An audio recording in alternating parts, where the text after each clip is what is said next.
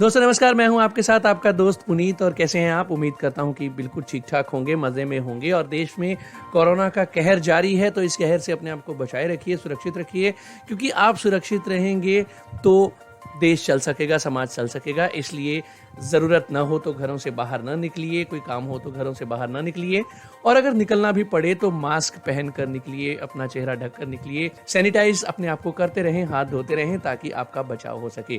Comedy colours आप सुनते हैं रेडियो उड़ान पर, मेरे यानी पुनीत के साथ। और आज है शुक्रवार और मैं हो चुका हूं एक बार फिर से आपके लिए ये प्रोग्राम लेकर। और आप रेडियो उड़ान को अपना फीडबैक दे सकते हैं हमारी वेबसाइट www.radioudan.com पर, या हमारी mail@radioudan.com या radioudan@gmail.com पर भी आप अपना फीडबैक दे सकते हैं। हमारे यूट्यूब चैनल को सब्सक्राइब कीजिए, जहां से आप रेडियो उड़ान के प्रोग्राम से रिलेटेड लेटेस्ट अपडेट्स हासिल कर सकते हैं और हमारे कम्युनिटी कलर्स जैसे प्राइम शोज को लाइव सुन सकते हैं। हमारा यूट्यूब चैनल www.youtube.com/रेडियो उड़ान, हमारा फेसबुक पेज लाइक कीजिए www.facebook.com/रेडियो उड़ान, और इसके साथ साथ हमारे व्हाट्सएप ग्रुप्स में जुड़कर भी आप अपने फीडबैक दे सकते हैं। बहरहाल आपके फीडबैक्स हमें समय समय पर मिलते भी रहते हैं और उन्हीं फीडबैक्स और सजेशंस के मुताबिक हम अपने प्रोग्राम्स को और अपने इवेंट्स को तैयार किया करते हैं। हमें बहुत ज़्यादा खुशी होती है जब आप हमें अपने सजेशंस और फीडबैक्स देते हैं। और इसके साथ साथ हम आपको ये भी बता दें कि आप हमारे प्रोग्राम हमारी ऐप्स प्ले स्टोर और ऐप स्टोर दोनों से डाउनलोड करके भी सुन सकते हैं, या जो कंप्यूटर यूज़र हैं उनके लिए प्लेलिस्ट हमारी वेबसाइट www.radioudan.com पर अवेलेबल है, जहां से डायरेक्ट प्ले का बटन प्रेस करके भी आप हमें सुन सकते हैं, या हमारी विनैम्प या VLC मीडिया प्लेयर के लिए डिज़ाइन की गई प्लेलिस्ट से भी आप रेडियो उड़ान के प्रोग्राम्स का लुत्फ़ उठा सकते हैं। तो चलिए अब ज़्यादा बातें ना करते हुए शुरू करते हैं प्रोग्राम कम्युनिटी कलर। सबसे पहले सुनते हैं न्यूज़ हेडलाइंस।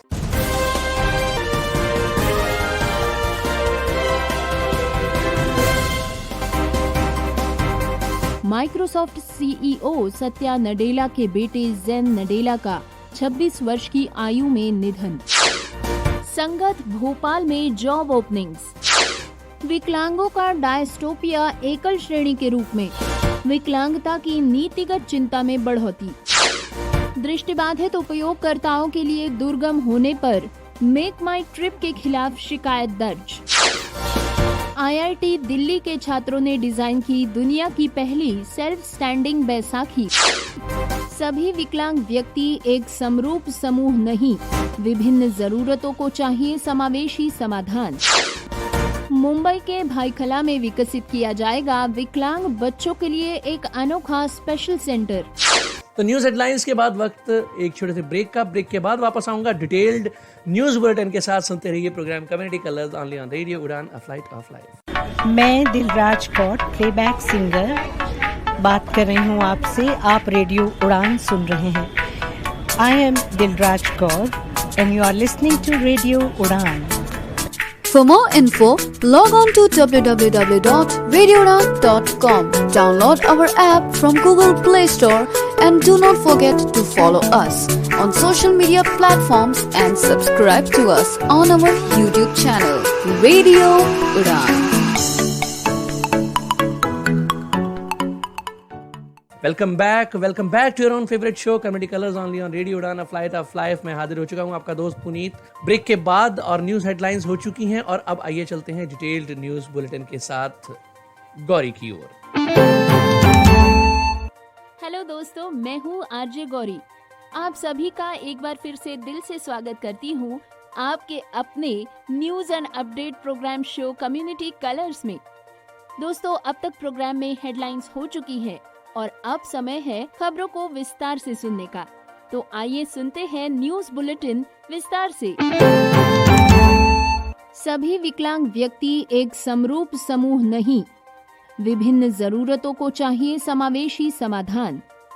दोस्तों, विकलांगों के अधिकारों के लिए राष्ट्रीय मंच के श्री मुरलीधरन ने इस विषय पर लिखे लेख में अपने विचार मीडिया से साझा किए हैं। आइए सुनते हैं कि वे इस विषय पर क्या लिखते हैं। 2015 में बहुत धूमधाम से शुरू किया गया एक्सेसिबल इंडिया अभियान। ये 3 कार्यक्षेत्रों पर आधारित था: निर्मित पर्यावरण, परिवहन और सूचना और संचार प्रौद्योगिकी तथा पारिस्थितिकी तंत्र। हालांकि आज अभियान की शुरुआत के 7 साल बाद भी परिस्थितियां बहुत नहीं बदली है। आज भी एक व्हीलचेयर उपयोगकर्ता को कई जगहों से प्रवेश मना कर दिया जाता है। जैसे कि हाल ही में हमने भी कुछ एपिसोड्स पहले एक न्यूज में बताया था कि गुड़गांव के एक रेस्टोरेंट में सृष्टि नामक व्हीलचेयर उपयोगकर्ता को प्रवेश नकार दिया गया था। ऐसे ही कुछ ही साल पहले एक विकलांगता अधिकार कार्यकर्ता निपुण मल्होत्रा को, जो सृष्टि की तरह ही व्हीलचेयर उपयोगकर्ता भी थे, नई दिल्ली से एक पब में प्रवेश से वंचित कर दिया गया। दोस्तों, ये 2 मामले हमारे सामने आए क्योंकि ये सोशल मीडिया पर तुक पकड़ पाए, लेकिन ऐसे अनगिनत मामले हैं जो हर दिन रिपोर्ट नहीं किए जाते हैं। इन दोनों मामलों में असली मुद्दा परिसर की भौतिक दुर्गमता नहीं थी, लेकिन इसे कारण बताते हुए इन लोगों को पहुंच से इनकार कर दिया गया। इन दोनों ही मामलों में असली मुद्दा स्थानों को संचालित करने वाले कर्मियों की पूर्व कल्पित धारणा का था। वे सोचते थे कि व्हीलचेयर उपयोगकर्ताओं की उपस्थिति अन्य ग्राहकों को परेशान करेगी। कर्मचारियों का ये व्यवहार निंदनीय है।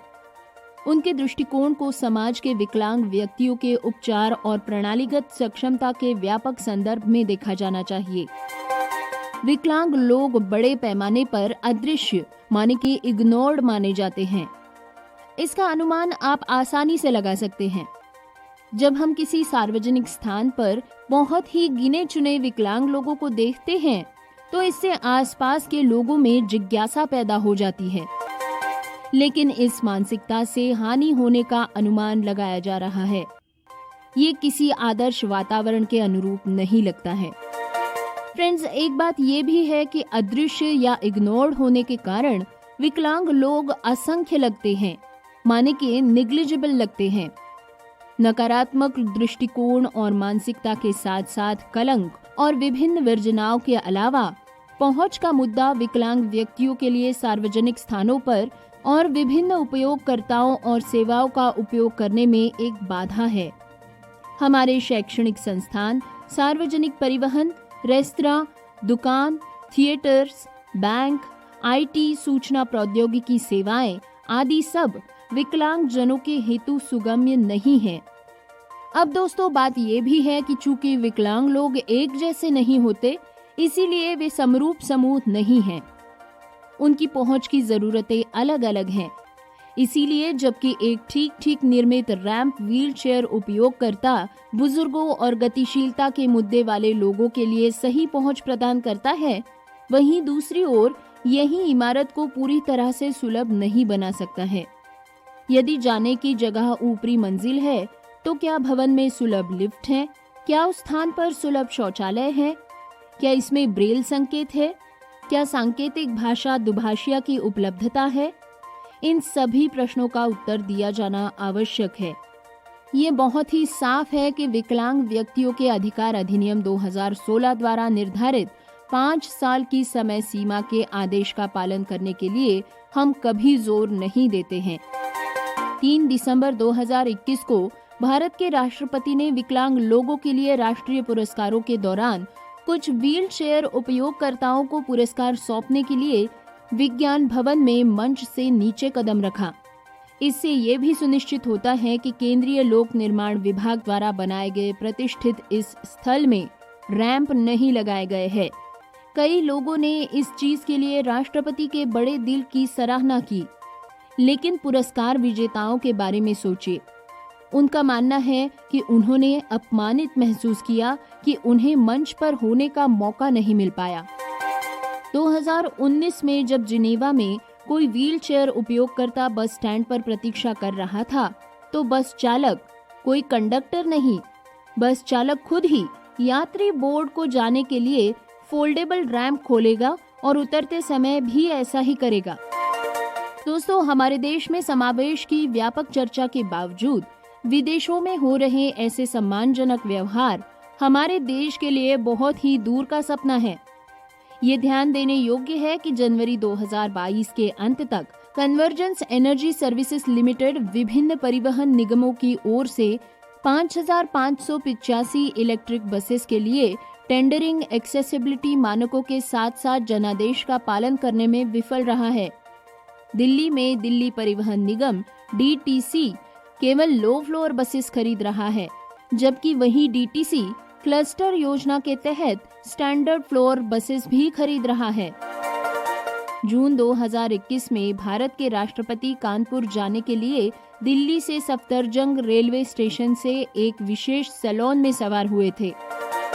यात्रा के दौरान जो सबसे खास बात थी वो ये थी कि सफदरजंग के साथ साथ कानपुर स्टेशन पर भी राष्ट्रपति और उनके दल के बोर्डिंग और डी बोर्डिंग के लिए अस्थायी रैंप का उपयोग किया गया। लेकिन आम बुजुर्ग और विकलांग यात्रियों के लिए ये हकीकत कब बनेगा, इसका अंदाजा कोई नहीं लगा सकता। इसके अलावा तकनीकी विकास की तेजी गति के साथ कई सेवाएं अब ऑनलाइन हो रही हैं। हालांकि इनमें से कई वेबसाइट्स पर कैप्चा का उपयोग होता है जो स्क्रीन रीडर के अनुकूल नहीं है, जिससे दृष्टिबाधित उपयोगकर्ता इनका लाभ नहीं उठा पाते। टीवी और प्रसारण मीडिया श्रवण और दृष्टि हानि वाले लोगों के लिए एक व्यापक रूप से दुर्गम है। भले ही बंद कैप्शनिंग और ऑडियो विवरण के लिए प्रौद्योगिकी की एक श्रृंखला मौजूद हो, जबकि चुनौतियां बहुत अधिक हैं, उनके खिलाफ प्रतिक्रियाएं पर्याप्त से बहुत दूर है। सुलभ भारत अभियान द्वारा निर्धारित लक्ष्यों को पूरा करने के लिए अपर्याप्त बजटीय आवंटन एक बड़ी बाधा है। पूर्वग्रहों पर काबू पाने और जागरूकता पैदा करने की बात तो बहुत ही दूर है। दोस्तों, प्रसिद्ध ब्रिटिश भौतिकी विज्ञानी स्टीफन हॉकिंग ने एक बार कहा था कि विकलांग लोग कई बाधाओं के कारण कमजोर होते हैं, जैसे कि उनका व्यवहार, शारीरिक और वित्तीय कारण इत्यादि। इन बाधाओं को दूर करना हमारी पहुंच के भीतर है, लेकिन सबसे महत्वपूर्ण बात यह है कि इन बाधाओं को दूर करने से दुनिया में योगदान करने के लिए इतने सारे लोगों की क्षमता का पता चल सकेगा। दोस्तों, आपको एक बार फिर से याद दिला दे कि हम जो ये लेख सुन रहे हैं इसे मुरलीधरन विश्वनाथ ने मीडिया में पब्लिश किया है। मुरलीधरन विश्वनाथ विकलांगों के अधिकारों के लिए काम करने वाले दिल्ली स्थित गैर लाभकारी संगठन और विकलांगों के अधिकारों के लिए राष्ट्रीय मंच के महासचिव है। IIT दिल्ली के छात्रों ने डिजाइन की दुनिया की पहली सेल्फ स्टैंडिंग बैसाखी। दोस्तों, भारतीय प्रौद्योगिकी संस्थान IIT दिल्ली के पूर्व छात्रों ने दुनिया की पहली ऑटोमोटिव बैसाखी बनाई है जो अपने दम पर खड़े होने की क्षमता रखती है। ये उत्पाद अगस्त के अंत तक बाजार में उपलब्ध हो जाएगा। इसका नाम है फ्लेक्स मोटिव। ये लोकोमोटिव विकलांग लोगों और बुजुर्गों की समस्याओं को हल करने की उम्मीद रखता है। IITians के अनुसार जिन्होंने इसे बनाया है, पारंपरिक मॉडल के विपरीत बैसाखी का उपयोग किसी भी इलाके में किया जा सकता है। यहाँ तक कि ट्रैकिंग के दौरान भी समर्थन के रूप में इसे यूज किया जा सकता है। फ्लेक्स मोटिव के सह-संस्थापक अरविंद AS ने कहा कि ये दुनिया का पहला सेल्फ स्टैंडिंग एक्सिलरी बैसाखी है। बैसाखी का उपयोग करने के प्रारंभिक चरण में हमेशा समर्थन की आवश्यकता होती है, लेकिन फ्लेक्स मोटिव को इस तरह से डिजाइन किया गया है कि बिना किसी समर्थन के उपयोग किया जा सकता है। अरविंद ने आगे कहा कि पारंपरिक बैसाखी के अंत में एक रबर पैर की अंगुली होती है, जिसकी वजह से कीचड़ से भरे मैदान या बर्फ में फंसे इलाके में जाना बहुत मुश्किल हो जाता है, क्योंकि बैसाखी कीचड़ में फंसने या फिसल जाने की संभावना ज्यादा होती है। लेकिन फ्लेक्स मोटिव को एक पैर के आकार में डिजाइन किया गया है और बैसाखी के अंतिम भाग में पैर की अंगुली और एड़ी का आकार है।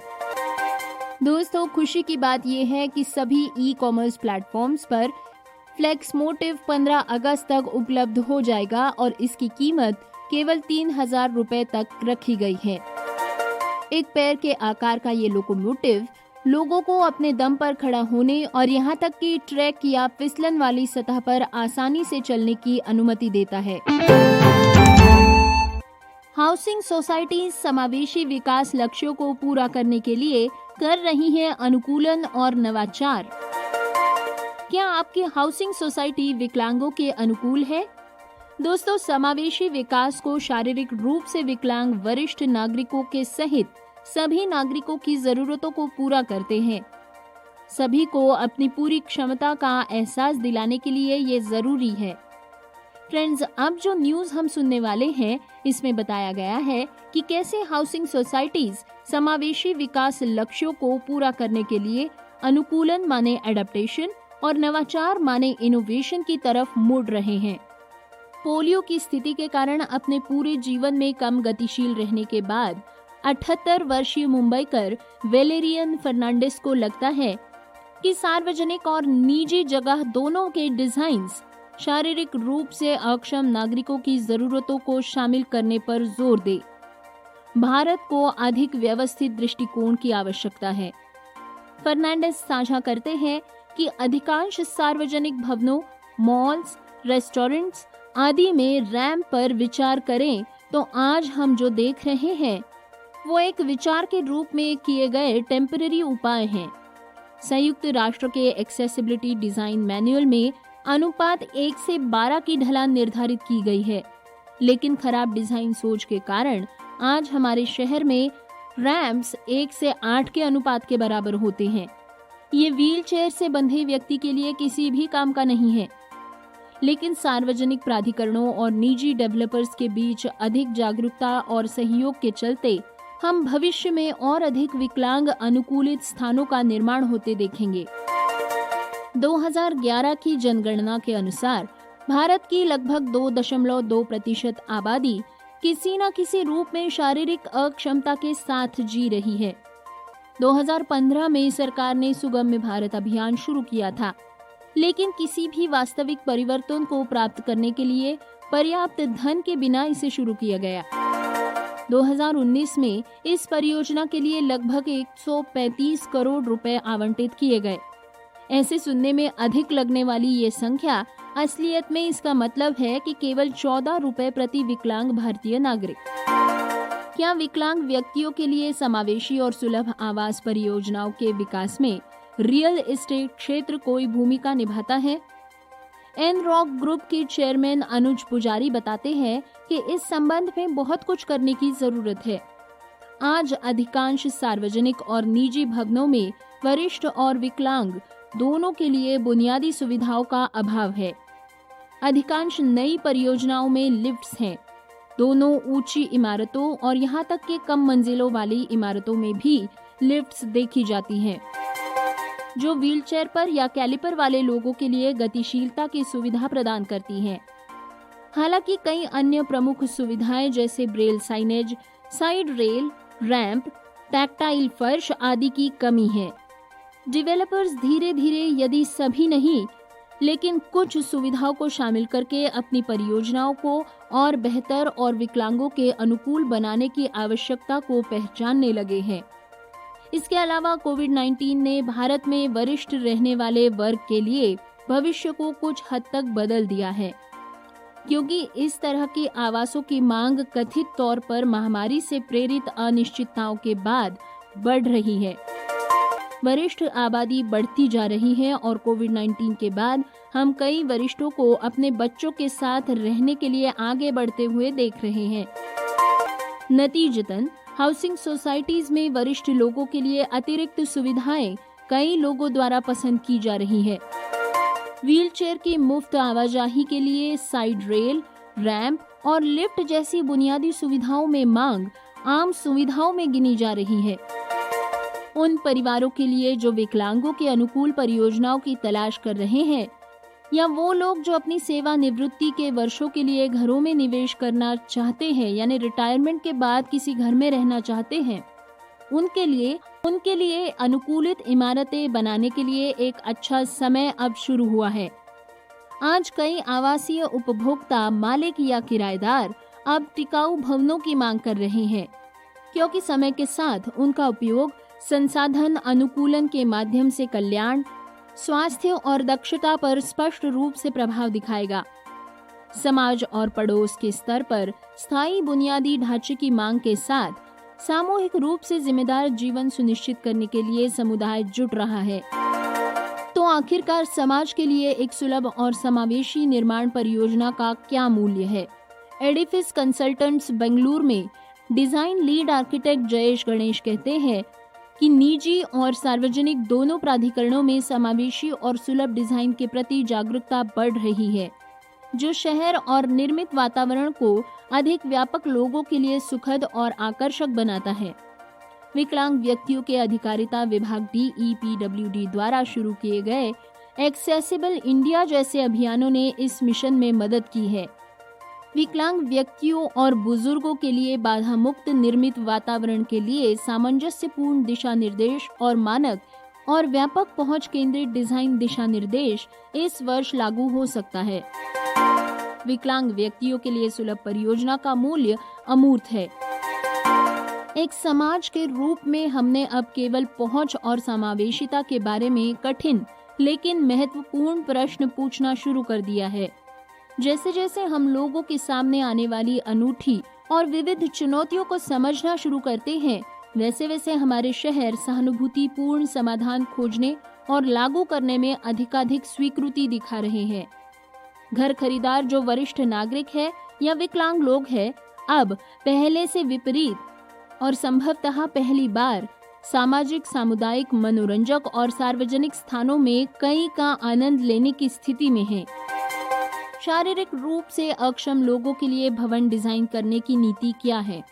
भारत का राष्ट्रीय भवन संहिता 2016 विस्तृत दिशा निर्देश देता है, जो ये सुनिश्चित करने में मदद करता है कि सभी श्रेणियों और कार्यों के भवनों में प्रवेश करना, उपयोग करना और वहां से निकलना विकलांग व्यक्तियों के सहित सभी आयु समूहों के लिए सुरक्षित और आसान हो। सभी स्थानों और सुविधाओं के लिए समान पहुंच प्रदान करने पर ध्यान केंद्रित किया गया है। आइए अब सुनते हैं कि हाउसिंग सोसाइटीज किन प्रमुख मुद्दों पर विचार कर रही हैं और इनमें बदलाव जोड़ रही हैं। निर्दिष्ट पार्किंग के माध्यम से इमारतों के लिए समान दृष्टिकोण, वाहनों और साइकिल चालकों से अलग पैदल यात्री मार्ग और व्हीलचेयर मार्ग, पार्किंग और सार्वजनिक परिवहन से कम दूरी, अच्छे संकेत, अच्छी रोशनी और अच्छा दृश्य विपरीत, आसानी से खोजे जाने वाले मुख्य प्रवेश द्वार, दरवाजे के सामने घूमने की पर्याप्त जगह, कम परिचालन बल, अच्छे संकेत, पर्याप्त स्थान, चौड़ा दरवाजा, दरवाजे संचालित करने में आसानी, आराम करने के स्थान, बैठने के स्थान, स्पष्ट लेआउट, अच्छा साइनेज, अच्छी रोशनी, सुरक्षित सीढ़ियां, आसान संचालन के साथ विशाल लिफ्ट्स, अच्छी ध्वनिकी और श्रवण वृद्धि प्रणाली, अच्छी रोशनी और अच्छे दृश्य विपरीत के माध्यम से एक ही कमरे का समान उपयोग, आसानी से समझ में आने वाले संकेतों के माध्यम से एक ही उपकरण और सुविधा का समान उपयोग, 2 इंद्रियों के माध्यम से जानकारी उपलब्ध कराना, अच्छे स्थानांतरण विकल्प, अच्छी तरह से रखे गए उपकरण, आसान संचालन के माध्यम से स्वच्छता सुविधाओं का समान उपयोग, आपातकालीन योजनाओं के लिए कोई कदम या बाधा नहीं होनी चाहिए, आग से सुरक्षित लिफ्ट, अच्छी अग्नि सुरक्षा, सुरक्षा और निकास के लिए सुलभ साधन, महत्वपूर्ण जानकारी 2 या 2 से अधिक इंद्रियों, दृश्य, श्रव्य और स्पर्शनीय के माध्यम से दी जानी चाहिए। iSTEM कॉन्फ्लुएंस 2022 की घोषणा। दोस्तों, क्या आप iSTEM में शामिल होना चाहते हैं? क्या आप अन्य विकलांग लोगों से जुड़ना चाहते हैं? क्या आप अपने कौशल को बढ़ाना चाहते हैं और आने वाली तकनीक के बारे में सीखना चाहते हैं? क्या आप अपना ब्रांड विकसित करना चाहते हैं और रोजगार के सार्थक अवसर तलाशना चाहते हैं? दोस्तों, iSTEM इस बार एक बेहतर, बड़ा और व्यक्तिगत माने कि इन पर्सन रूप से समावेशी स्टेम कॉन्फ्लुएंस 2022 की घोषणा करने के लिए उत्साहित है। इसमें सभी विकलांग लोगों को उनके कौशल या पिछले अनुभव के साथ आमंत्रित किया जा रहा है। कार्यक्रम में शामिल होकर आप पेशेवर नेटवर्किंग, प्रशिक्षण और अपस्किलिंग से लाभ उठा सकते हैं। iSTEM कॉन्फ्लुएंस 2022 25 और 26 मार्च 2022 को आईबिस नई दिल्ली एरोसिटी में आयोजित किया जा रहा है। इस साल के आयोजन में आईस्टेम की पेशकश कार्यालय और प्रशिक्षण कार्यक्रम समुदाय के भीतर और नियोक्ता भागीदारों के साथ नेटवर्किंग और एक वैकल्पिक आइडियाथॉन हैकेथॉन का शुभारंभ शामिल होगा। साथ ही आईस्टेम की डिजिटल एक्सेसिबिलिटी पेशकशों का लॉन्च भी इस समय किया जाएगा। इस साल समावेशी स्टेम कॉन्फ्लुएंस के हिस्से के रूप में प्रतिभागियों को नवीनतम तकनीक, व्यक्तिगत ब्रांडिंग, सुलभ अपस्किलिंग और बहुत कुछ से अवगत कराने के लिए कार्यशालाओं और प्रशिक्षणों की एक श्रृंखला आयोजित की जाएगी। इन कार्यशालाओं या वेबिनार का कार्यक्रम शीघ्र ही उपलब्ध होगा। दोस्तों, पिछले कार्यक्रमों के दौरान भागीदारों ने समुदाय के साथ बातचीत को सबसे अधिक फायदेमंद पाया है, जिसके परिणाम स्वरूप अक्सर काम के अवसर मिल जाते हैं। इसे देखते हुए समुदाय के भीतर भागीदारों के साथ नेटवर्किंग संगम का एक प्रमुख घटक भी इस कार्यक्रम में शामिल होगा। तो जल्द से जल्द रजिस्टर कीजिए आईस्टेम कॉन्फ्रेंस 2022 के लिए। इसके लिए आईस्टेम कॉन्फ्रेंस 2022 की वेबसाइट पर आपको गूगल फॉर्म की लिंक उपलब्ध कराई गई है। दृष्टिबाधित उपयोगकर्ताओं के लिए दुर्गम होने पर मेक माई ट्रिप के खिलाफ शिकायत दर्ज। दोस्तों, मेक माई ट्रिप के खिलाफ विकलांग व्यक्तियों के लिए मुख्य आयुक्त के न्यायालय के सामने एक शिकायत दर्ज की गई है, जिसमें आरोप लगाया गया है कि इसकी वेबसाइट दृष्टिबाधितों के लिए दुर्गम है और इसीलिए ये विकलांग व्यक्तियों के अधिकारों के प्रावधानों का घोर उल्लंघन है। दोस्तों, ये शिकायत अमीना कांचवाला के द्वारा दर्ज की गई है, जो विकलांग व्यक्तियों के अधिकार अधिनियम के दायरे में आने वाली एक दृष्टिहीन व्यक्ति है। ये शिकायत सामान्य रूप से विकलांग व्यक्तियों और विशेष रूप से नेत्रहीन व्यक्तियों के सशक्तिकरण के लिए भी एक तरह की पहल है। मेक माई ट्रिप ने 2005 में अपना भारत परिचालन शुरू किया था। गुरुग्राम, हरियाणा में मुख्यालय मेक माई ट्रिप एयरली जैसी ऑनलाइन यात्रा बुकिंग सेवाएं प्रदान करता है। शिकायत में ये आरोप लगाया गया है कि मेक माई ट्रिप विकलांग व्यक्तियों के अधिकारों के नियम 15 के साथ अधिनियम की धारा 46 का उल्लंघन करता है। फ्रेंड्स, नियम 15 में प्रावधान है कि प्रत्येक प्रतिष्ठान सूचना और संचार प्रौद्योगिकी प्रदान करेगा, जो विकलांग व्यक्तियों की आवश्यकताओं को पूरा कर सकता है। इसके अलावा अधिनियम की धारा 46 में कहा गया है कि सेवा प्रदाता चाहे सरकारी हो या निजी, नियमों के अनुसार सेवाएं प्रदान करेंगे। अधिनियम की धारा 40 के अनुसार केंद्र सरकार मुख्य आयुक्त के परामर्श से विकलांग व्यक्तियों के लिए नियम बनाने के लिए बाध्य है।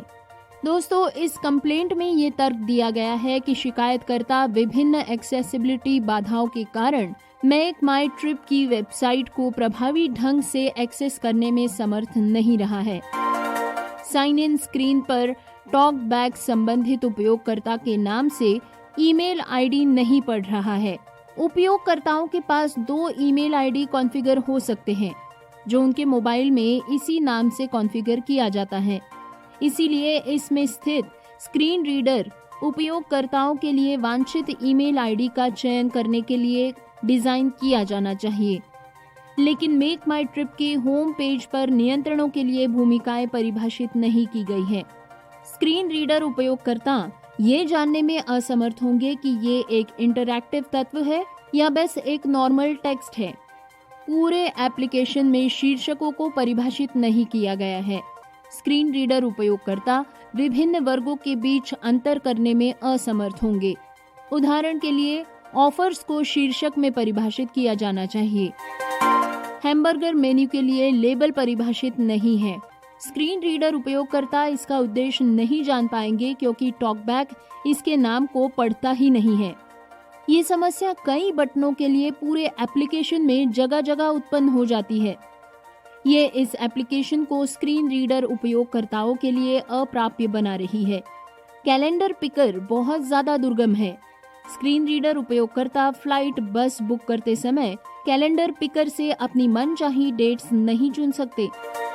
इस कारण से स्क्रीन रीडर उपयोगकर्ता बुकिंग के लिए मेक माई ट्रिप एप्लीकेशन का उपयोग करने में असमर्थ है। शिकायत में आगे कहा गया है कि अधिनियम को 19 अप्रैल 2017 को लागू किया गया था और ये भी कहा गया है कि नियम 15 जून 2017 को अधिसूचित किए गए थे। इस प्रकार पहुंच के मानकों के अनुपालन की अंतिम तिथि 14 जून 2019 थी, जिसको पूरी तरीके से अनदेखा कर दिया गया है। मेक माई ट्रिप को वैधानिक प्रावधानों का पालन करने में विफलता के लिए कानूनी परिणामों का सामना करना पड़ेगा।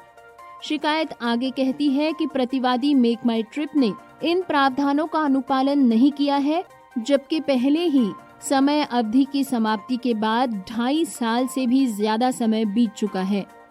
नेत्रहीन उपयोगकर्ताओं के लिए मेक माई ट्रिप को सुलभ बनाने में प्रतिवादी की निरंतर विफलता इसे कानून परिणामों के प्रवाह के पूर्ण रूप से समान करने के लिए उत्तरदायी बनाती है। प्रतिवादी मेक माई ट्रिप द्वारा गैर अनुपालन का कार्य न केवल भारत के संहिताबद्ध कानूनों के साथ जानबूझकर अवज्ञा को दर्शाता है, बल्कि बड़े पैमाने पर विकलांग व्यक्तियों के खिलाफ निरंतर भेदभाव की मात्रा भी है।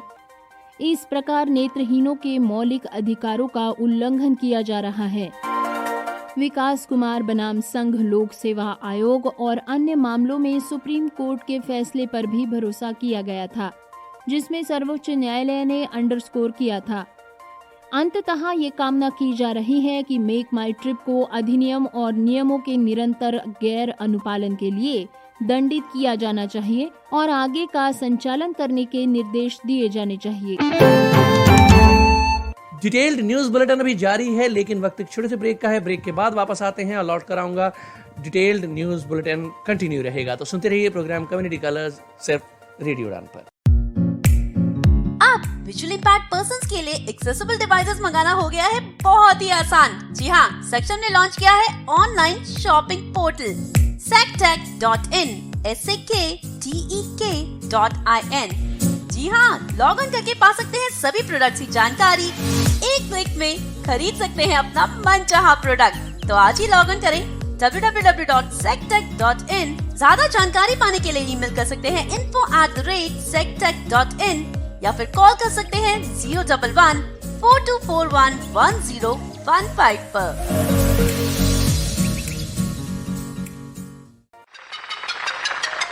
वाह, ये बच्चा कितनी अच्छी फ्लूट बजाता है। सुरीला बजा रहा है। मेरा नाम है सिंचन नोहारा और मैं 5 साल का हूँ और आप सुन रहे हैं रेडियो उड़ान और फ्लाइट ऑफ लाइफ। सारे इसे मिलकर सुनिएगा क्योंकि मैं भी इसे सुनता हूँ।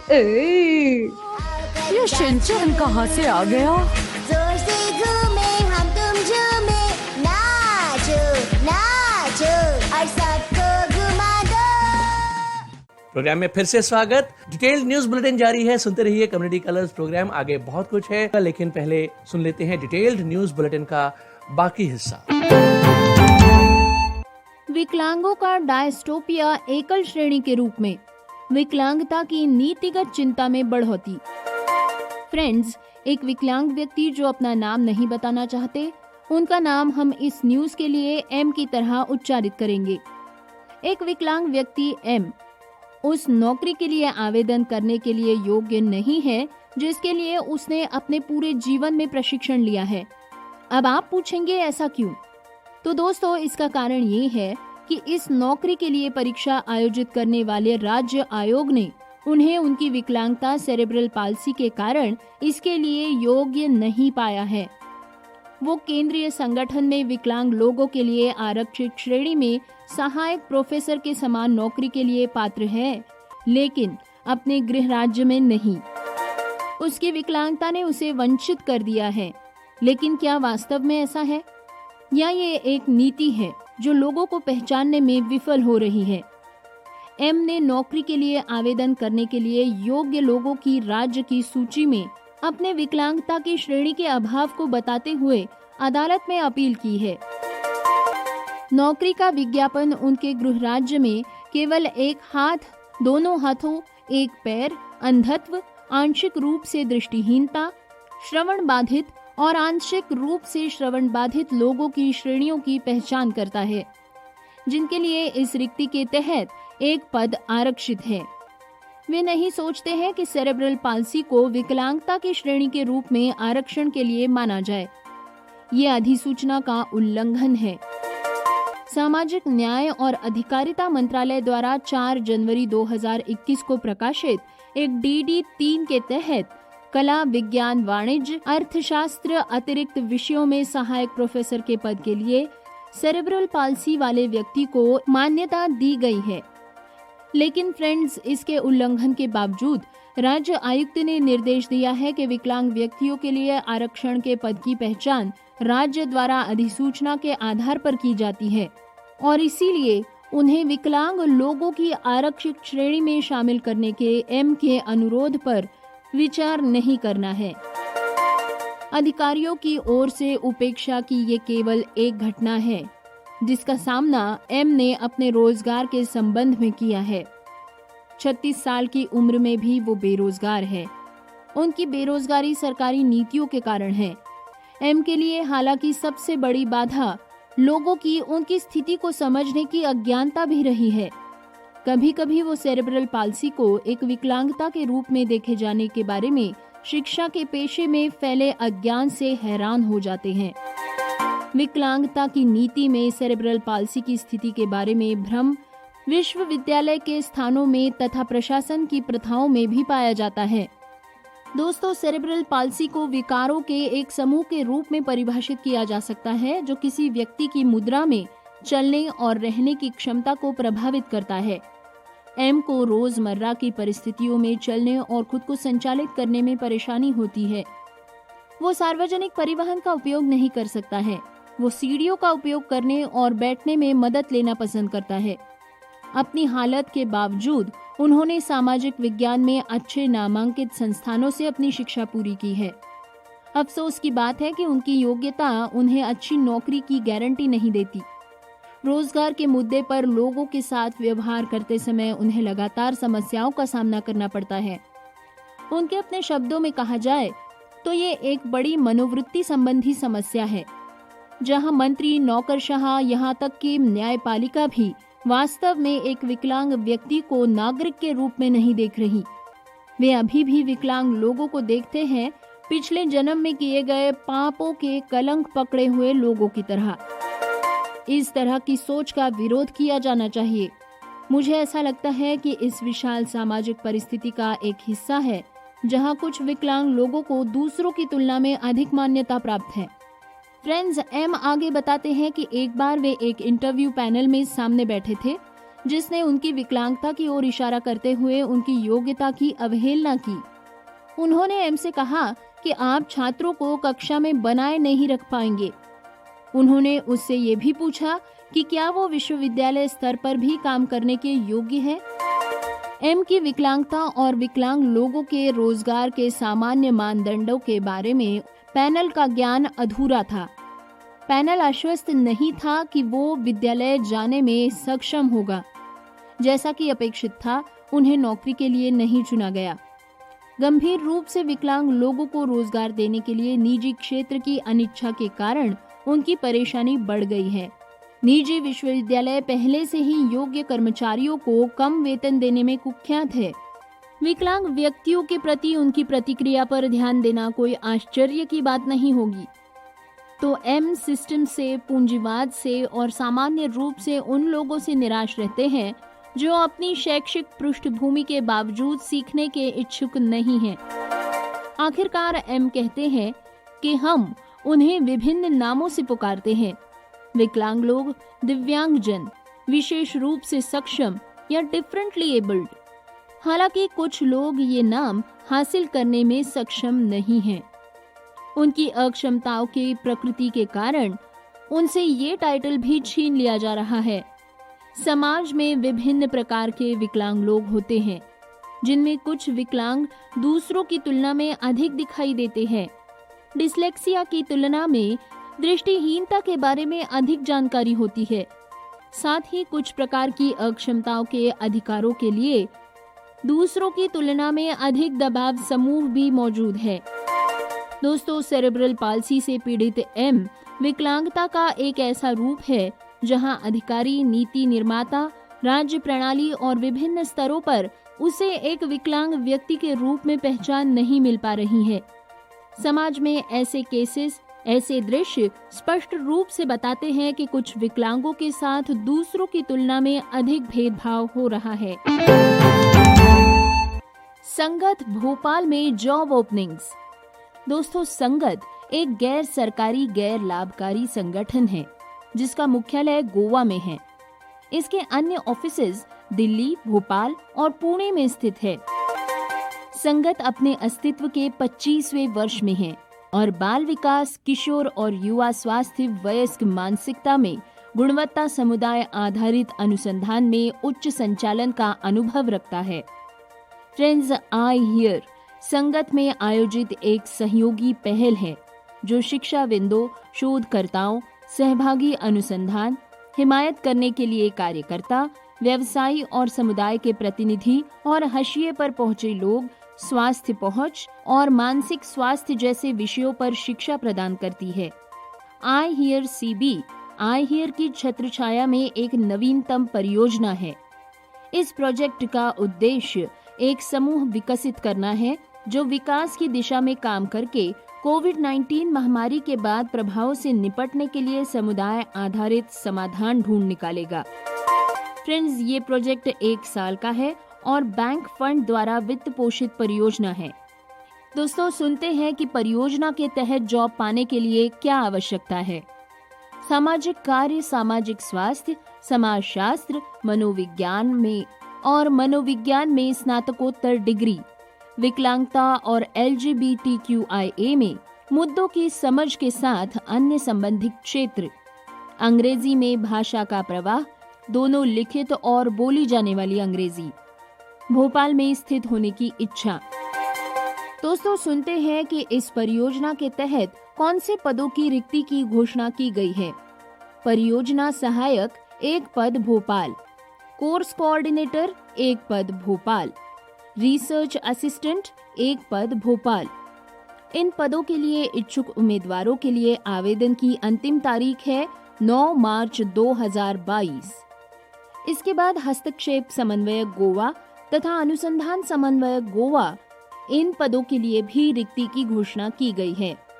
इनके लिए आवेदन की अंतिम तिथि है 10 मार्च 2022। जॉब्स का डिटेल विवरण देखने के लिए कृपया संगत की वेबसाइट पर विजिट करें। वेबसाइट पर पोस्ट के अनुसार आपको आवेदन करने के लिए गूगल फॉर्म की लिंक उपलब्ध कराई गई है। कृपया फॉर्म की लिंक का उपयोग करके आवेदन करें। इसके लिए आपको आवश्यकता होगी आपके CV की, जिसमें अधिकतम 2 पृष्ठ होने चाहिए, और साथ में एक कवर लेटर जिसमें 300 से कम शब्द हो। कृपया 9 मार्च 2021 तक आवेदन कर दें। अपूर्ण आवेदनों पर विचार नहीं किया जाएगा। शॉर्टलिस्टेड उम्मीदवारों से समापन के 1 सप्ताह के भीतर संपर्क किया जाएगा। आगे एक ऑनलाइन साक्षात्कार माने के एक ऑनलाइन इंटरव्यू के आधार पर चयन किया जाएगा। यौन और लैंगिक अल्पसंख्यकों और विकलांग व्यक्तियों के आवेदनों को दृढ़ता से प्रोत्साहित किया जाता है। इन आवेदनों को प्राथमिकता दी जाएगी। अधिक जानकारी के लिए कृपया transcare.in@sangath.in पर लिखें। माइक्रोसॉफ्ट CEO सत्या नडेला के बेटे जेन नडेला का 26 वर्ष की आयु में निधन। फ्रेंड्स, माइक्रोसॉफ्ट कॉर्प ने बताया है कि उनके मुख्य कार्यकारी अधिकारी सत्या और उनकी पत्नी अनु के बेटे जेन नडेला का सोमवार सुबह निधन हो गया। वो 26 साल का था और सेरेब्रल पाल्सी से ग्रसित था। माइक्रोसॉफ्ट से मिली जानकारी के मुताबिक जेन का निधन सोमवार को सुबह हुआ। सत्या के 3 बच्चों में से जेन सबसे बड़े और अकेले बेटे थे। उनकी 2 बेटियां तारा और दिव्या है। दोस्तों, आइए सुनते हैं जेन के बारे में सत्या नडेला ने साझा की कुछ यादें। जेन नडेला का जन्म 1996 में सेरेब्रल पाल्सी के साथ हुआ था। सत्या बताते हैं, मुझे वर्ष 1996 एक रोमांचकारी समय के रूप में याद है। मेरी पत्नी अनु 25 वर्ष की थी और मैं 29 वर्ष का। एक इंजीनियर के रूप में मैं अपना करियर आगे बढ़ा रहा था जबकि एक आर्किटेक्ट के रूप में अनु अपना करियर आगे बढ़ा रही थी। हम भारत में अपने परिवारों से बहुत दूर रहते थे, लेकिन सिएटल क्षेत्र में एक साथ अपने नए जीवन में बसे रहे। इससे भी अधिक रोमांचक हालांकि ये था कि अनु हमारे पहले बच्चे की मां बनने जा रही थी। एक अपार्टमेंट में हम माइक्रोसॉफ्ट परिसर के बगल में किराए पर रहते थे। हमने बच्चे की आने की तैयारी में महीनों बिताए। नर्सरी को सजाना, अनु के करियर की वापसी की योजनाएं बनाना, ये कल्पना करना कि हमारे वीकेंड्स और छुट्टियां कैसे बदल जाएंगे। हम अपने जीवन में एक नया आनंद जोड़ने के लिए तैयार थे। दोस्तों, सत्या नडेला ने एक ब्लॉग में लिखते हुए ये यादें शेयर की है। ज़ेन की यात्रा पर उन्होंने आगे लिखा कि एक रात अपनी गर्भावस्था के 36वें सप्ताह के दौरान अनु ने देखा कि बच्चा उतना हिल नहीं रहा था जितना कि वो आदी था। इसीलिए हम एक आपातकालीन कक्ष में गए। बेलव्यू में स्थानीय अस्पताल में हमने सोचा कि ये सिर्फ एक नियमित जांच होगी, लेकिन नए नए माता पिता की चिंता से थोड़ा अधिक। वास्तव में मुझे स्पष्ट रूप से याद है कि हमने आपातकालीन कक्ष में प्रतीक्षा का समय अनुभव कैसे किया था। लेकिन जांच करने पर डॉक्टर काफी चिंतित थे। एक आपातकालीन सिजेरियन सेक्शन का आदेश देने के लिए कहा गया। ज़ेन का जन्म 13 अगस्त 1996 रात को 11:29 पर हुआ। तब वो 3 पाउंड्स का था और वो रो नहीं रहा था। फ्रेंड्स, सत्या नडेला ने ब्लॉग में आगे लिखा है कि मुझे कम ही पता था कि हमारे जीवन में इतनी गहराई से बदलाव आ जाएगा।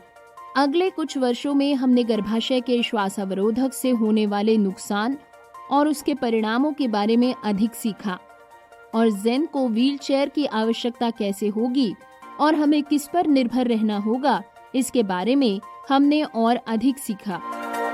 गंभीर सेरेब्रल पाल्सी के कारण मैं तबाह हो गया था। दोस्तों, अब लेते हैं कुछ जानकारी सेरेब्रल पाल्सी के बारे में।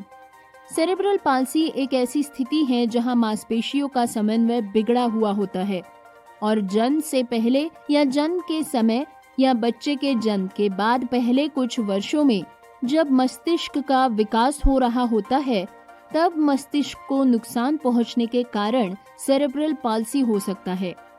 जन्म से पहले सेरेब्रल पाल्सी के कारण मस्तिष्क के व्हाइट मैटर यानी सफेद पदार्थ को नुकसान का परिणाम मस्तिष्क का असामान्य विकास, मस्तिष्क में रक्तस्राव या मस्तिष्क में ऑक्सीजन की कमी हो सकती है। दुनिया में सेरेब्रल पाल्सी सीपी के साथ 17 मिलियन से अधिक लोग जी रहे हैं। भारत में स्वास्थ्य और परिवार कल्याण मंत्रालय MOHFW ने भारत नवजात कार्य योजना 2014 के तहत जन्म दोषों की रोकथाम, शीघ्र निदान और प्रबंधन के लिए एक प्रावधान किया है। एक अन्य सरकारी पहल राष्ट्रीय बाल स्वास्थ्य कार्यक्रम शुरू किया गया है।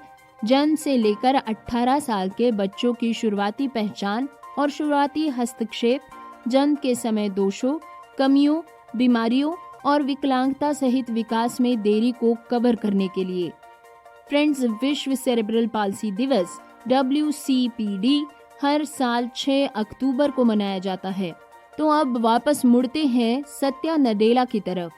2014 में CEO की भूमिका निभाने के बाद से नडेला ने कंपनी के उत्पादों को डिजाइन करने पर ध्यान केंद्रित किया ताकि विकलांग उपयोगकर्ताओं को बेहतर सेवा प्रदान की जा सके और इसके लिए उन्होंने ज़ेन को बढ़ाने और समर्थन करने के सबक का हवाला दिया। पिछले साल चिल्ड्रन हॉस्पिटल, जहां ज़ेन अपना अधिकांश उपचार प्राप्त कर रहे थे, वहां पर नडेला और उनकी पत्नी अनु के साथ मिलकर Seattle children centre for integrative brain research के हिस्से के रूप में पीडियाट्रिक न्यूरोसाइंसेज में ज़ेन नडेला एडेड चेयर की स्थापना की गई। ज़ेन के अस्पताल के CEO जेफ स्पेरिंग ने अपने बोर्ड को एक संदेश में लिखा कि ज़ेन को संगीत में उनके उदार स्वाद, उनकी उज्जवल मुस्कान और उनके परिवार और आसपास के सभी लोगों पर प्यार करने के लिए हमेशा याद किया जाएगा। विकलांग महिला और नाबालिग बच्चे से यौन उत्पीड़न के मामले में आरोपी को मिली 3 साल की सजा। दोस्तों, महाराष्ट्र के मुंबई में एक दृष्टिबाधित महिला और उसकी नाबालिग भतीजी का मुंबई की लोकल ट्रेन में दिव्यांगों के लिए आरक्षित डिब्बे में एक 33 वर्षीय व्यक्ति ने यौन उत्पीड़न किया। इस पर महिला ने आरोपी को पुलिस के हवाले कर दिया और उसके खिलाफ अदालत में पुख्ता सबूत भी पेश किए, ये सुनिश्चित करने के लिए कि वो दोषी पाया जाए। फ्रेंड्स, आरोपी की पहचान मुंब्रा निवासी मोहसिन चौगुले बताई जा रही है, जिसे इस हफ्ते विशेष पॉक्सो अदालत ने 3 साल के कठोर कारावास की सजा सुनाई है। अदालत ने कुल 35,000 रुपए का जुर्माना लगाते हुए ये कहा है कि दोनों पीड़ितों को मुआवजे के रूप में हर एक को 10,000 रुपए का भुगतान भी किया जाएगा। विशेष न्यायाधीश एडी देव ने कहा कि दोनों पीड़ित कमजोर हैं, एक नाबालिग है और दूसरी विशेष रूप से विकलांग व्यक्ति है। वे दोनों ही मुआवजे के पात्र हैं। चौगुले को विकलांग व्यक्तियों के अधिकार अधिनियम के तहत बेंचमार्क विकलांग व्यक्तियों के खिलाफ धोखाधड़ी से लाभ उठाने के लिए दोषी ठहराया गया है, क्योंकि उसने विशेष डिब्बे में यात्रा करने की कोशिश की, जबकि इस अपराध के लिए अधिकतम 1 साल की सजा का प्रावधान है। फ्रेंड्स, घटना के वक्त नाबालिग लड़की के साथ पहले मारपीट की गई, लेकिन डिब्बे में जमा भीड़ के कारण इसे नजरअंदाज कर दिया गया था।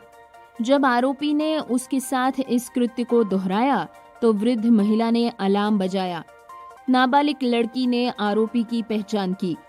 फ्रेंड्स, दरअसल ये घटना 4 अगस्त 2017 की है, जब वे एक लोकल ट्रेन में एक कार्यक्रम में शामिल होने जा रहे थे, लेकिन हाल ही में कोर्ट में इस पर सजा सुनाई गई है। मुंबई के भाईखला में विकसित किया जाएगा विकलांग बच्चों के लिए एक अनोखा स्पेशल सेंटर। फ्रेंड्स, बीएमसी ने ये सुनिश्चित करने के लिए एक टास्क फोर्स का गठन किया है कि विशेष आवश्यकता वाले बच्चों के लिए बहुप्रतीक्षित केंद्र जल्द से जल्द भाईखला में विकसित किया जाएगा। नागरिक निकाय के अनुसार ये शारीरिक या चिकित्सक जरूरतों वाले बच्चों को सभी चिकित्सा सुविधाएं और उपचार प्रदान करेगा। दोस्तों, बीएमसी ने जनवरी में अपने 2022-23 के बजट में विकलांग बच्चों के लिए एक प्रारंभिक हस्तक्षेप और पुनर्वास केंद्र स्थापित करने की घोषणा की थी और इसके लिए 5 करोड़ रुपए आवंटित किए गए थे। बीएमसी के नागपाड़ा भाईखला डिस्पेंसरी में 36,000 वर्ग फुट के क्षेत्र में बनने वाला केंद्र विभिन्न विकलांग बच्चों के लिए मुंबई में अपनी तरह का एक पहला सेटअप है। विभिन्न नैदानिक विभाग जैसे ईएनटी, बाल रोग, मनोरोग, हड्डी रोग और यहाँ तक के भाषण चिकित्सा यहाँ पर एक छत के नीचे होंगे। सेंटर डिस्पेंसरी की दूसरी, तीसरी और चौथी मंजिल पर स्थित होगा, जिसके लिए इंफ्रास्ट्रक्चर का काम और अन्य प्रक्रियाएं शुरू हो चुकी हैं। अधिकारियों ने बताया कि वे उन विभागों पर निर्णय ले रहे हैं जिन्हें शामिल करने की आवश्यकता है। अतिरिक्त नगर आयुक्त स्वास्थ्य सुरेश काकानी ने बताया कि उन्होंने BYL नायर अस्पताल के नेतृत्व में एक टास्क फोर्स का गठन किया है और केंद्र के संबंध में सभी निर्णय इसके द्वारा लिए जाएंगे। उन्होंने कहा कि ये विभिन्न शारीरिक और मानसिक क्षमताओं से पीड़ित बच्चों के साथ साथ डाउन सिंड्रोम, अक्षमता, ऑटिज्म और सेरेब्रल पाल्सी से पीड़ित बच्चों के लिए एक बड़ी पहल है। साथ ही ये एक त्रिस्तरीय व्यवस्था होगी। अस्पताल के लिए एक स्थायी स्टाफ, नायर अस्पताल से विजिटिंग स्टाफ और विजिटिंग कंसल्टेंट डॉक्टर्स और थेरेपिस्ट भी उपलब्ध होंगे। BYL नायर अस्पताल के मनोरोग विभाग के डॉक्टर्स ने कहा कि ये उन बच्चों के लिए एक पुनर्वास केंद्र है जो पहले से विकलांग है। ये एक बहु अनुशासनात्मक केंद्र होगा। बच्चों की विशिष्ट जरूरतों के लिए शहर में कई डिटेंशन सेंटर्स और अस्पताल चल रहे हैं, लेकिन जब पुनर्वास की बात आती है तो देखभाल कम ही मिलती है। फ्रेंड्स, स्वास्थ्य विशेषज्ञों ने इस कदम का स्वागत किया है और कहा है कि बच्चों और उनके माता पिताओं के लिए ये वरदान साबित होगा। एक डॉक्टर ने कहा है कि शहर में कई चिकित्सक और केंद्र मौजूद हैं, लेकिन उनमें से कई महंगे और आम आदमी की पहुंच से बाहर है।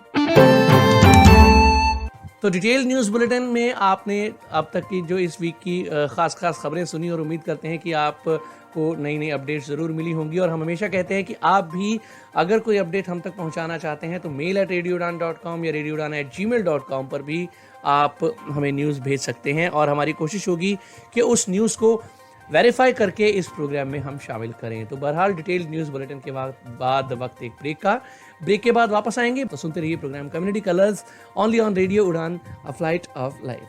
ओफो मम्मा, आप कहाँ जा रही हो? मुझे बहुत सारा होमवर्क करना है और मुझे कुछ समझ में नहीं आ रहा, मुझे मीनिंग भी समझ में नहीं आ रही, मैं कैसे करूँगी? ओफो बेटा, आपको पता है ना कि ऑफिस जाने का टाइम है। प्लीज बेटा, मैं शाम को आकर आपको पूरी इंग्लिश पढ़ा दूंगी, सब चीज समझा दूंगी। ओके बेटा? मम्मा भी चले गए, पापा भी चले गए, भैया भी नहीं है। अब मैं अपना इंग्लिश का होमवर्क कैसे करूँगी? अगर मुझे इंग्लिश के वर्ड्स आते तो मैं सारा होमवर्क कर लेती, पर मैं अब किससे पूछूं? ये परेशानी सिर्फ रिया को नहीं, उन सारे लोगों को होती है जिनकी इंग्लिश की वोकैबुलरी थोड़ी सी कमजोर है। आपकी वोकैबुलरी को और भी स्ट्रॉन्ग बनाने के लिए आरजे दिव्या लेकर आ रही है वोकैबुलरी डोज। तो हर गुरुवार शाम 7 से 8 बजे और हर शुक्रवार दोपहर 2 से 3 बजे तो अपनी इंग्लिश की कमजोरी को दीजिए एक नई पहचान। On your radio Udaan, a flight of life. Detailed news bulletin के बाद अब बारी है रेडियो उड़ान पर कम्युनिटी कलर्स प्रोग्राम में अगले सेगमेंट की, लाइफ विदाउट साइट। आपको बता दें कि इस सेगमेंट में सुनवाई जाने वाली ऑडियो लाइफ विदाउट साइट की ओर से हमें प्रोवाइड की गई हैं। अगर इसमें किसी भी तरह की कोई गलत जानकारी होती है या विसंगति पाई जाती है तो रेडियो उड़ान इसके लिए उत्तरदायी नहीं है। आइए सुने लाइफ विदाउट साइट का अगला एपिसोड। लाइफ बियॉन्ड साइट, दृष्टि नहीं पर जीवन सही के इस सीरीज में हम जानेंगे राइटिंग के लिए इस्तेमाल होने वाली सहायक तकनीक और उपकरणों के बारे में। दोस्तों, एज अ विजुअली इम्पेयर्ड अगर हमें कुछ लिखना है तो हमें ब्रेल लिपि आना बहुत बहुत बहुत आवश्यक है। बात करते हैं लिखने के लिए सहायक उपकरणों के बारे में। सबसे पहले Braille slate and stylus. Braille slate and stylus को हम इसी तरह यूज़ कर सकते हैं जैसे एक साइटेड व्यक्ति नोटबुक और पेन पेंसिल को यूज़ करता है। ब्रेल स्लेट में आप पेज इंसर्ट करके स्टाइलस की मदद से अपने नोट्स बना सकते हैं, कुछ भी लिख सकते हैं। ब्रेल स्लेट में दाहिनी तरफ से लिखना शुरू किया जाता है और बाई तरफ तक लिखा जाता है, और पढ़ते टाइम इस पेज को पलटकर बाई तरफ से रीड किया जाता है। नंबर 2, बात करते हैं जॉट अ डॉट के बारे में। जॉट अ डॉट एक ब्रेल टाइपराइटर की तरह होता है। ये नॉर्मल टाइपराइटर के मुकाबले वजन में काफ़ी हल्का और छोटा होता है। ज़्यादातर ब्लाइंड लोग इसे अपने गले में डालकर हमेशा अपने साथ रखते हैं ताकि वे कहीं भी आसानी से लिख सके और अपने नोट्स बना सकें। Number 3, Braille typewriter. Braille typewriter एक नॉर्मल टाइपराइटर की तरह ही होता है। ये ब्रेल कीज से बना होता है। इसमें भी आप ब्रेल पेज इंसर्ट करके ब्रेल लिपि में टाइप करके ब्रेल प्रिंट आसानी से कर सकते हैं। Number 4, Braille computer keyboard. जी हाँ दोस्तों, आज ऐसे कंप्यूटर कीबोर्ड बनाए हैं जिनके ऊपर ब्रेल डॉट्स अवेलेबल हैं।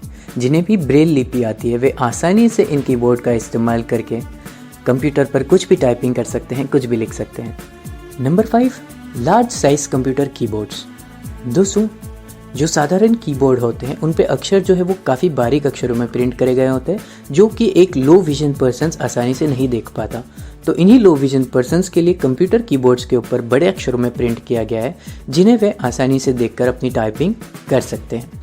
Number 6, digital audio recorder. ये एक ऐसा नॉन डिस्प्ले ऑडियो रिकॉर्डर है जिसके अंदर आप किसी भी इम्पोर्टेंट जानकारी को आसानी से रिकॉर्ड कर सकते हैं। किसी भी टीचर के लेक्चर्स को आप आसानी से रिकॉर्ड कर सकते हैं और बाद में इसे सुनकर आप लिख सकते हैं, याद कर सकते हैं। तो ये थे कुछ सहायक उपकरण जो लो विजन और टोटली ब्लाइंड पर्सन्स को लिखने में सहायता करते हैं।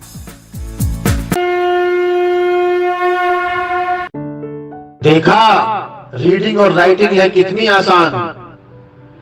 हाँ, लेकिन मैं ये उपकरण कहाँ से प्राप्त कर सकता हूँ?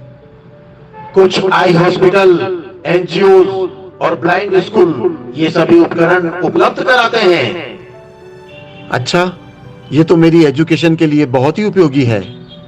हाँ, और मैथमेटिक्स है कितनी आसान।